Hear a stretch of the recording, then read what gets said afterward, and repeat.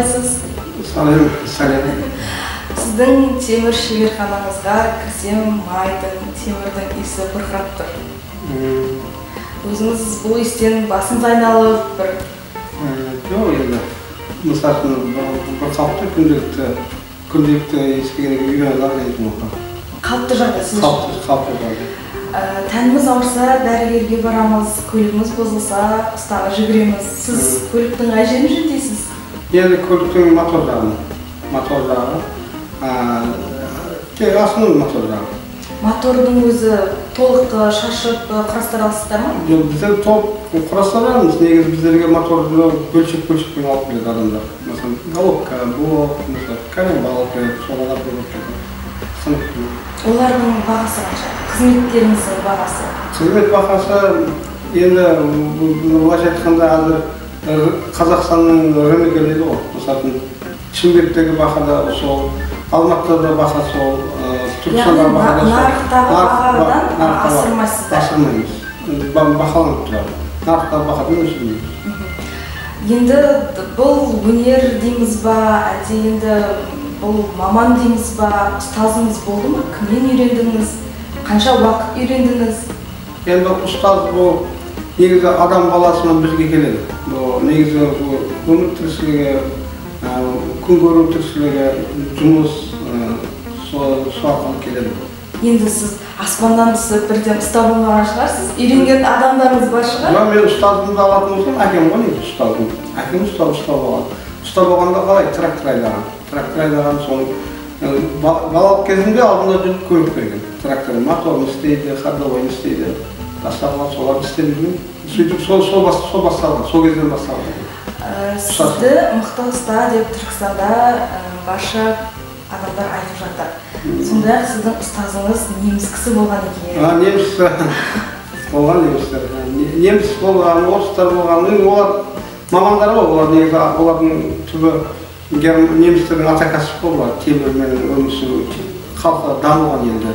Олар темірге өте жақын келеді.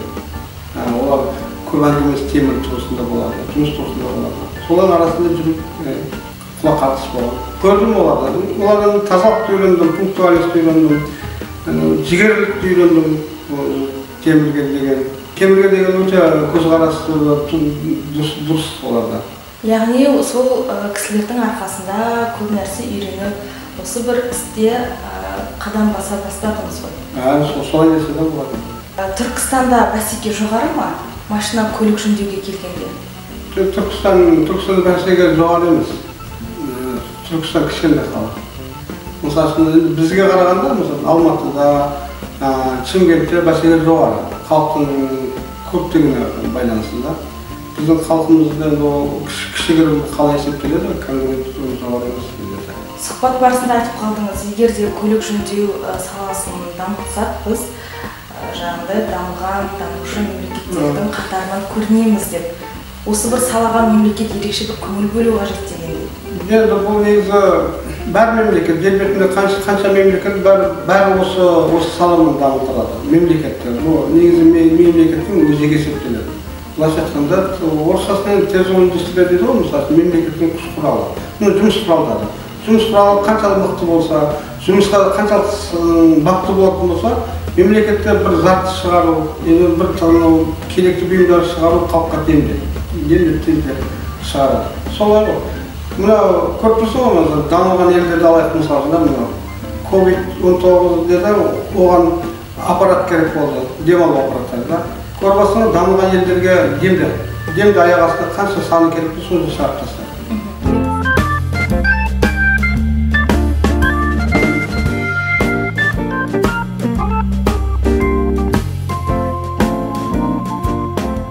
Енді сіздің темір шеберханаңызға оралайық. Қанша станок бар? Енді екі расташының токарный бар, фрезерный бар. Былайша айтқанда біреу екеу саны артық көп болуы мүмкін. Негізі бұл жерде менде осы комнатада біреу, екі, үш, төрт, бес. Жалпы 10 станок бар. Әрқайсының қызметі әртүрлі. Бұл станоктарды сатып алдыңыз ба, өзіңіз құрастырдыңыз ба?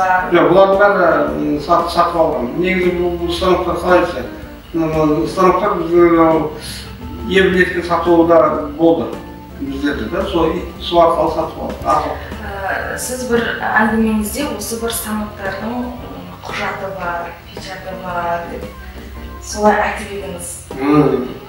Дұрыс. Көлік сияқты ма бұл? Бұл десем, негізі станоктардың әрбіреуі құжаты болады, міндетті түрде. Кейін үкімет табанынан бақылануы керек. Себебі бұл жұмыс туралы. Бұдан не шығарасын, осы адам өзі біледі. Сосын бақылау болу керек. Осы бір іске әсіресе ұл балдар қызыға ма? Сізге бір келіп маған үйретсеңіз, ағайын туыс болсын, көрші болам болсын, осы іс арқылы мынаны тапсам деп, өйткені бұл табысты кәсіп. Үйленуге өте құлшынысы көп халықтың да, бірақ кемшілік бар. Үйленуге кедергі болады да. Сондай бұл үлкен объекттерде, мысалын үйретілу керек, үйдің территориясында, мысалын өте қиын. Үй территориясында, мысалын кісінің үй территориясында үй салмайсың, мысалын. Біз үй территориясында істейміз да, оның соттықтың арасында бұл өте ауыр. Егер бөлек здания, сол арналған мысалын, индустрияға арналған здания болатын болса, оған көп келеді. Жұмысы өте көп болады, істейтін өте көп болады. Яғни жастардың жалпы сұранысына ие бір кәсіп. Жастардың сұранысы өте үлкен ие. Сіздің енді отбасыңызда осы бір ісіңізді жалғастыратын бір отбасында мүше бар ма? Адам бар ма? Мүше бар. Балам үйретті ғой, өзіме кейін балам үйретті. Сол істейді. Өз еркілей ма еді сіздің бір қаталдығыңыздың арқасында, немесе бір осыны талап етуіңіздің арқасында ма? Жоқ, күнде бір әңгімені айтып, бір әңгімен сөйлескеннен кейін бала міндетті түрде оған үйренеді. Соған қалыптасады. Ұсталардың мінезі қиын болады, тыныштықты жақсы көреді, көп сөйлегенді ұнатпайды деп жатыр. Ол рас. Ұста көпшілікпен сөйлейді ғой, көпшілікпен сөйлеседі. Сол үшін біздер енді сөзді қашамыз. Кемірек сөйлесек, көбірек жұмыс істейміз деп. Тәулігінде 24 сағаттың қанша сағат бағынасыз? Біздер көп істейміз. Мысалы, ең кем дегенде 16 сағат істейміз. Жұмысыңызды жақсы көретін сияқтысыз ғой? Жұмысым жақсы көреді. Осы жұмысқа үйренгенбіз ғой. Ауырып қалсақ та осы гараж кіретіміз ең болады. Яғни көлік жөндеу арқылы өзіңізге шабыт аласыз. Шабыт аламын, қуанамын, өмірге деген құлшылығым пайда болады. Бәр нәрсені осы арқылы сезінесің ғой. Темір арқылы? Жұмыс арқылы сезінесің. Клиенттер келгенде, мысалға енді әртүрлі Түркістан облыс болғаннан кейін өзге аймақтардан да келіп жатады.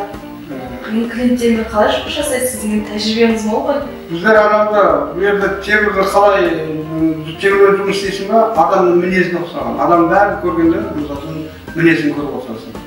Сол мінезіне қарап, сол келген адам мінезін қорқытылмай, соған әңгімелесесің. Оған да оңайды, саған оңайды әңгімелесің. Жалпы клиент дегенде алдымен қызмет көрсетуден бұрын, жаңағы көлік жөндеуден бұрын әңгіме айтып, іші бауырына кіріп, солай бастайды ма? Келген кезде қалай әртүрлі адамдар. Қыздар әңгімені өздері бастайды. Мен бастаймын. Қыздар ортада әңгіме жүреді. Сұрақтан басталады, сұрағына жауап береді, сөйтіп әңгімелесің. Дөрекі клиенттермен қалай жұмыс жасайсыз? Дөрекі клиенттер болмайды. Негізі бұл темірмен жұмыс істегеннен кейін біздерді қасықтарда киелі деп қарайды. Соның үшін біздерге клиенттер көп былайша айтқанда артық әңгіме айтпайды.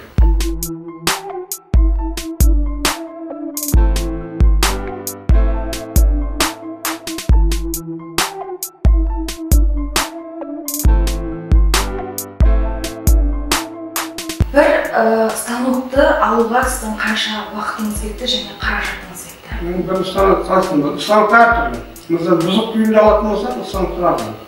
Сіздің арзаныңыз ол қанша теңге? Арзаны деген еді 300 мың, 500 мың сондай енді арзаны. Миллион болса. Миллионға дейін баратын станоктарыңыз бар.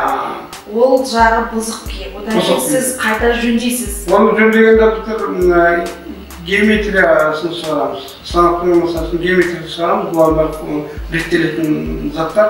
Станоктың тоғылығы. Мысалын жоғын кезде қатерлі жүйемен тоғылықты істейтін станоктың жағдайын алып келеміз. Оларда классман бөлінеді. Бірінші класс, екінші класс, үшінші класс сынып көреді. бөлінеді. Сол класстарын ремонттап жоғары көтереміз, жоғары деңгейге. Бірінші классқа көтереміз да, сосын артып қиналмай жұмыс істейміз. Айына қанша табыс түседі?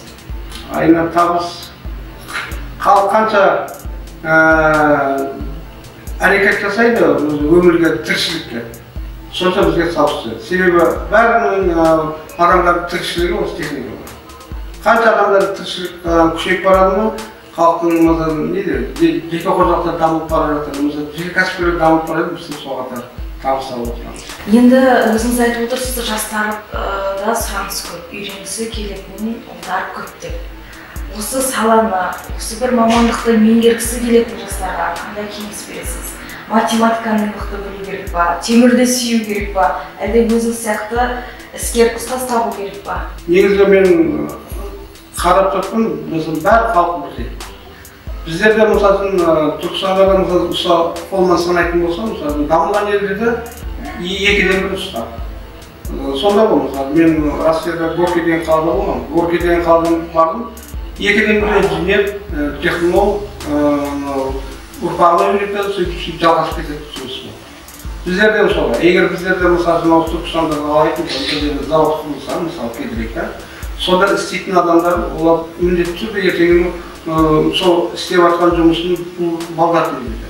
Сөйтеді, олар ата тұқымнан кетеді, бір-біріне жалғасып жалғасын, бір-біріне үйреніп кете беретін сондай.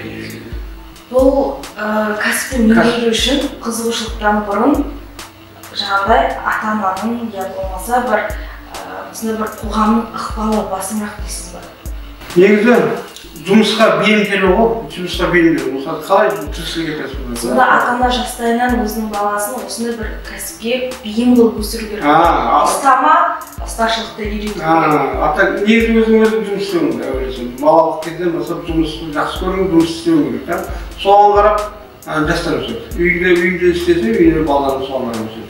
Оған енді көзіміз жетіп отыр, сіздің балаңыз да тіпті кішкентай немереңіз де тегін ұстап шықты есіктің алдында. 2 жасар болғанда біздің гаражға бәрін білесіз, қай жерде қайсы күш тұтып, не тұтып барын орнында. Ұстаз сияқты үсті басы әйтеуір қолында үлкен темір бар мезгенде ауыр. Яғни бұл жалпы кәсіп атадан балаға, мирас өтеді. немереге берілетін бір ата кәсіп, ата кәсіп ғой. Мен өзің білесің, менің әкем өзі ұста болды, оның әкесі ұста болды, етікті ұста болды. Солай ұрпақтан ұрпаққа жалғасып келе жатқан кәсібім дейсіз ғой.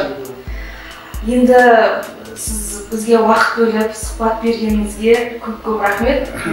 Жұмысыңыз табысты болсын, клиенттеріңіз көп болсын.